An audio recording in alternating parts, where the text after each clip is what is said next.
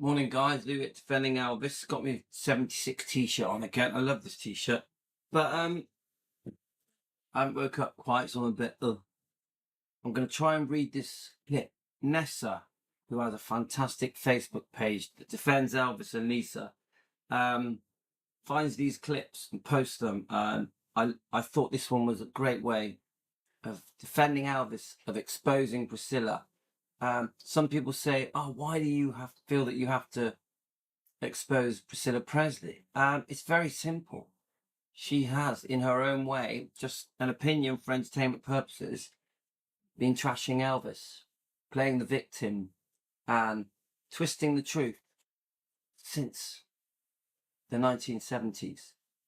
Seriously, guys, since I think from the day she left him, she has never told the truth. She's always given things from her perspective, her version of events, not the truth, in my opinion. So Elvis can't defend himself. So we're going to defend him as Team Elvis, as Elvis fans around the world. Now, if you're a Priscilla fan, you're not going to like this. But maybe if you're a Priscilla fan, you haven't done your research and you need to learn the truth. Many things in the book, Elvis and Me, are just not correct. They're just not true. So we do our best to expose. We don't do it with hate. There's no hate here. I don't hate Priscilla. I wish she would apologize for all the lies that she has told concerning Elvis. In my opinion, just an opinion, guys. I can't say it's fact. This is a discussion type YouTube channel called Defending Elvis, where we debate and talk through different versions of events, and we try and defend Elvis as best we can. So I'm going to read this to you. I'm not going to critique it. I'm going to read it, and I'm going to come back with a part two. Part two, we're going to critique it. Part three, we're going to go live and discuss it. Okay, guys? I want to try and do this before the kids come down. So morning, I've got myself a coffee. So wherever you are in the world, good morning. Get yourself a coffee. Hope you had a good night's sleep. A lot of what we do gets watched in the middle of the night because of the different time zones. Anyway, here goes, guys. Marriage to Elvis was like being caged, and says ex-wife Priscilla. I mean, obviously, that infuriates me, and I find that shocking. Yeah, I can't quite read the date, November the 9th, 1970. It could be 75 or 78. Just very cruel. Just very cruel. Horrible headline. Yeah. Again, that makes Elvis look bad. This is why we defend Elvis. Elvis didn't deserve a headline like that. May Mann is one of Hollywood's best-known columnists.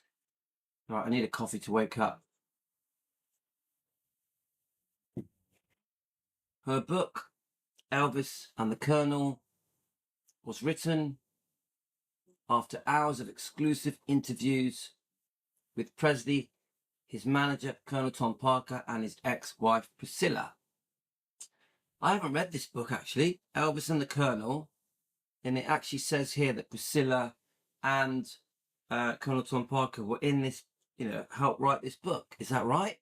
Had interviews done that went into this book. I didn't know that, guys. I definitely haven't read this book. Let's keep going. In the spring of 1974, I received a handwritten invitation from Priscilla Presley. She had opened a boutique shop, Bis and Beau, in Beverly Hills, and she was celebrating with a champagne party. Now, I've got the Bis and Beau book. I haven't had time to go through it, but I do intend to read some parts of it to you guys. Priscilla Presley enters into business with her partner, probably with the help of Elvis's money, I would say. Probably all of it was with Elvis's money. Anyway, I'm not going to critique too much because I want to do that in part two. Okay. While I had not met Priscilla in person, I had glimpsed her in Las Vegas and Beverly Hills. She was one of the most beautiful girls I had ever seen. I mean, we're not going to get away from that, are we, guys? Priscilla in her prime was a very stunning, beautiful lady in the 70s, yeah? Maybe this is part of her trick, using her beauty to get her way. What do you think, guys? While I had not met Priscilla in person, she was also intelligent and a perfectionist with many talents and the drive to accomplish whatever she wants to do. I definitely agree that she had a lot of drive. Yeah, this is a very ambitious young lady. And maybe Elvis didn't know that. On the day of the party, I came down with the flu. A few weeks later, I called her and made a date for an interview. Priscilla in person is more beautiful than her photographs. She has a Dresden doll quality with a flawless complexion and natural look. With her fresh scrubbed face, large blue eyes, slight figure, and long, pale red-brown hair. You know, Elvis, come on, Elvis was taken by her beauty. I think a lot of people were, yeah? Elvis and I, she told me, would always be good friends and close friends because we loved each other. We're going to discuss this, but I think the second divorce settlement that she promised she was never going to do ruined any chance of them having a proper friendship. I really believe that. But we'll talk about the second divorce settlement later. Then why? Let's have a look. Elvis and I, she told me, will always be good and close friends. We love each other. It's complicated, guys. I think Elvis did love the mother of his child, the mother of Lisa Marie. I think there was a love there, but the love had changed. Yeah. So then why did Elvis and her divorce? I just couldn't go on the way it was any longer. Priscilla said, I had to get out and be free and do things. I finally realized that things would never change in our way of life. It's the usual thing. She felt like a prisoner. She felt like a prisoner, which there's no way Priscilla was a prisoner. She had all the freedom she ever wanted. Her own car, could do anything she wanted. Anyone could visit, friends and family visiting. She was having a very good time. Plenty of freedom. So don't ever believe this bullshit that she was a caged person. It's just a complete unfair narrative to Elvis. Elvis was so good to her. He gave her whatever she wanted. She could do whatever she wanted. So Elvis and I, she told me, would always be good friends and close friends because we loved each other. Then why did she and Elvis divorce? I just couldn't go on the way it is any longer. Priscilla said I had to go out and be free and do things. I finally realized that the way things would never change in our way of life. I had been alone too long. She wasn't alone, guys. She was surrounded by lots of people, friends and family. It was too lonely. Could you imagine saying you feel alone at Gracelands? There was dozens and dozens of people at Gracelands. Her family could come and go as they felt.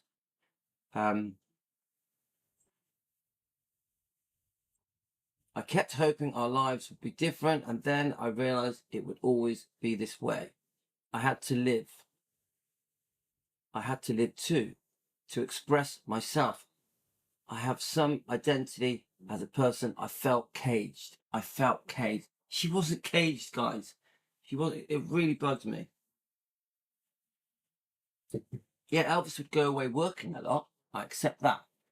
But I also accept we don't really know what was going on when Elvis would go to the movie sets in the 60s.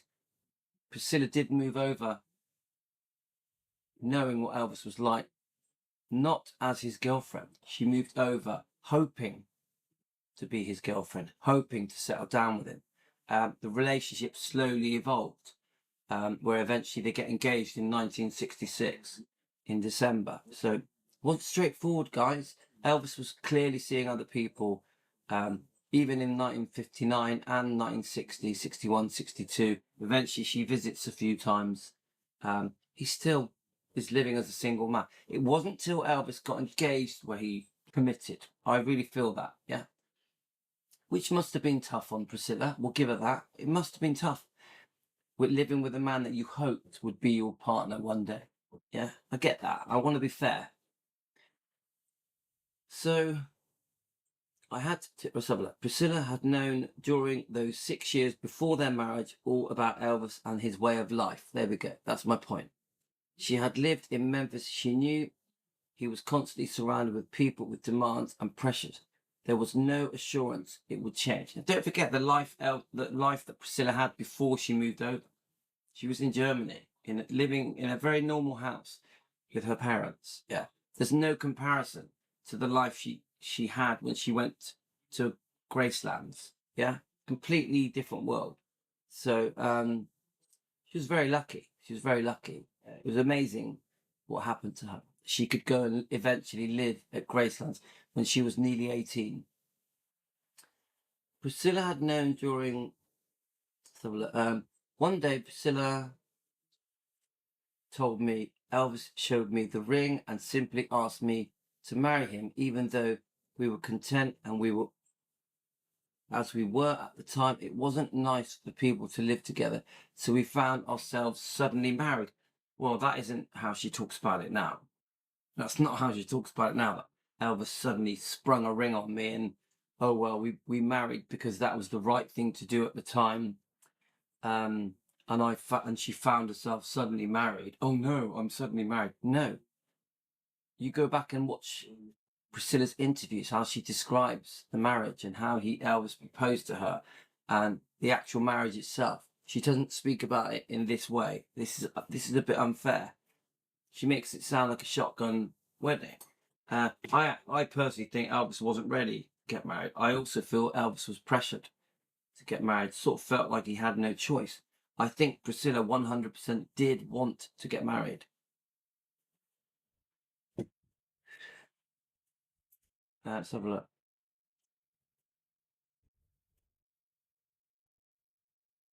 Priscilla said it was not true that she wanted a career. Well, I don't agree with that.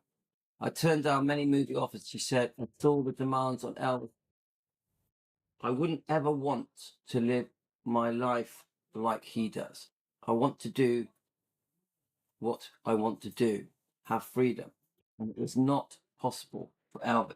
Now, that's a big thing. We're going to have to go into this in detail.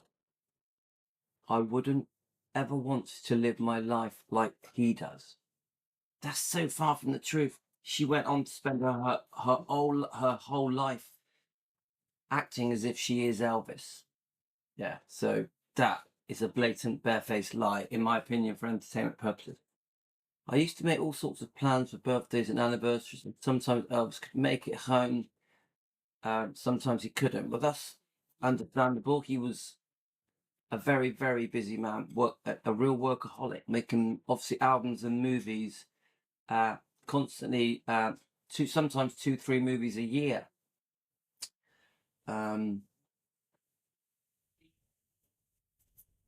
I grew to accept heartbreaks and disappointments, but I kept thinking, we'll make it, we're young, it will work.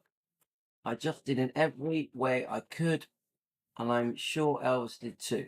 But it was impossible to adjust the career which consumed him to the kind of marriage we really both wanted. Well, I don't think Elvis wanted to sit at home on the sofa watching TV. He was going to be out performing, making his movies, eventually doing his concerts. So, Priscilla moved in with the most famous man in the world, who was a singer and a movie maker. So I really don't understand what she was expecting.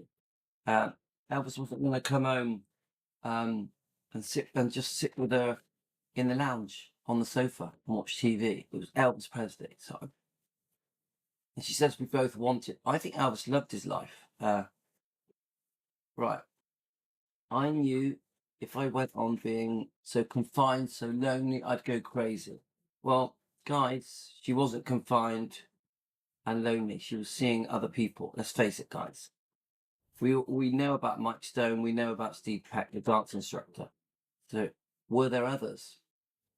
I knew if I went on being so confined, so lonely, I'd go crazy. Priscilla said that for a while she did her own cooking and housework as the answer to her problem. Is that true, guys? I don't know. Nowadays, I can scarcely wait after I get Lisa, Elvis's daughter, to school in the morning to get out and start living, she went on.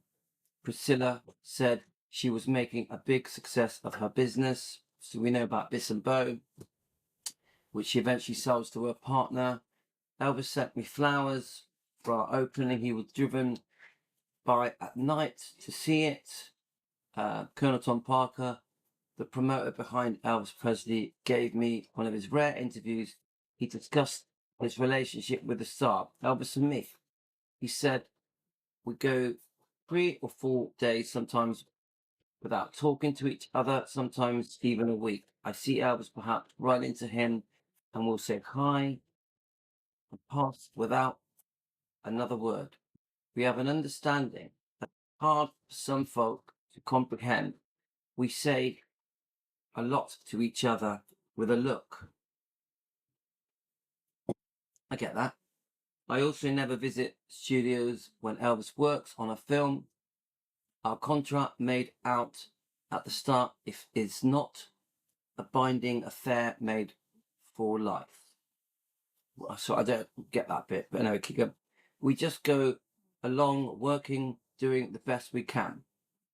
Parker said that everyone asks him about Presley, that he refuses to talk about him. I'm a promoter, he told me. I promote Elvis. I don't believe in giving away what you can sell. Elvis does his own signing and selects his own songs for his records, and hundreds of songs are submitted to him. I don't even attempt to advise him. I never interfere in his personal life. Now, obviously, there's questions about Priscilla here concerning did Colonel Tom Parker pressure Elvis to marry Priscilla? What goes on with him away from business, I don't know. I never mix into it.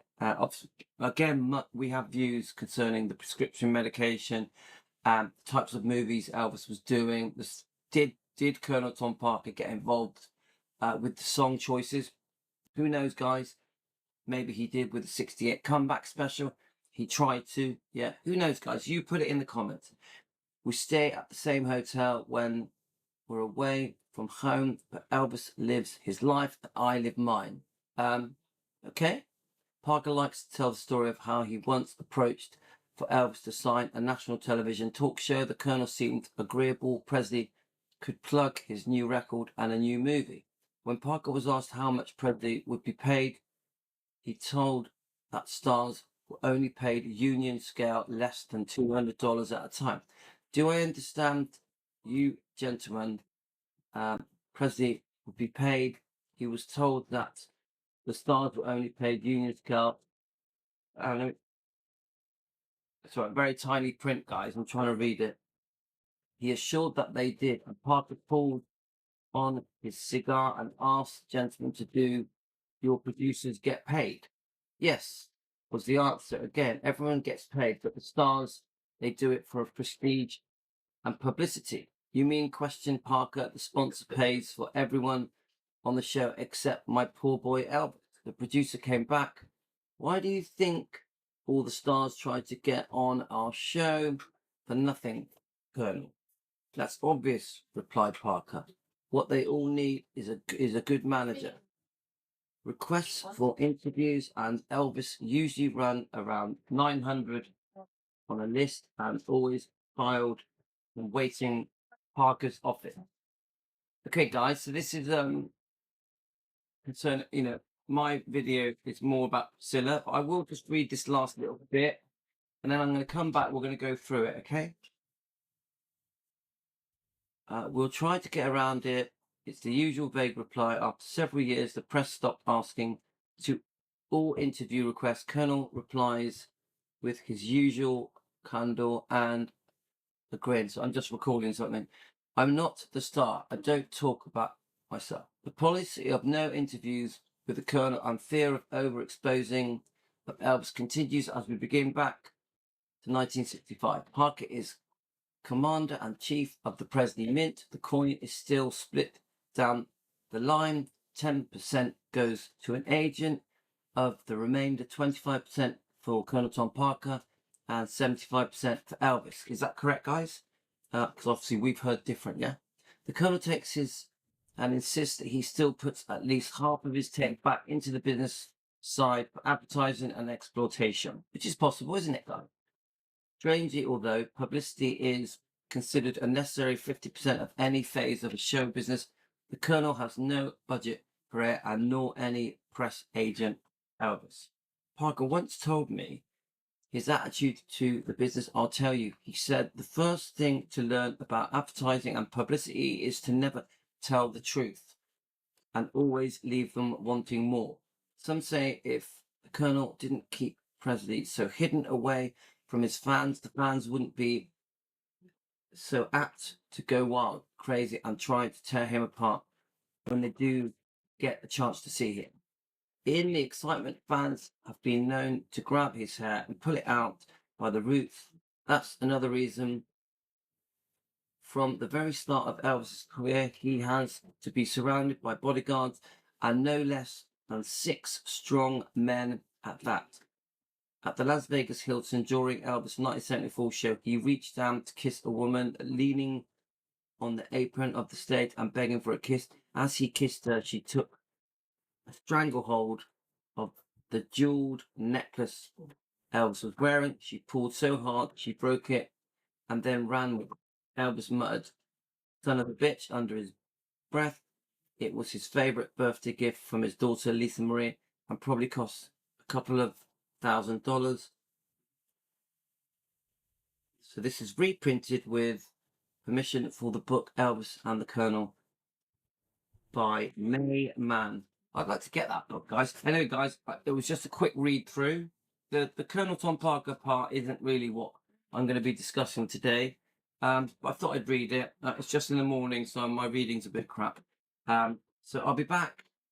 We're going to do a part 2. We're going to go through it properly, and then we will do a live on this discussion concerning Priscilla and her version of events that I think are very unfair to Elvis. So I'll see you later, guys. I'm going to post this now on our video channel. I'll be back for part 2. Take care, guys. Have a great morning.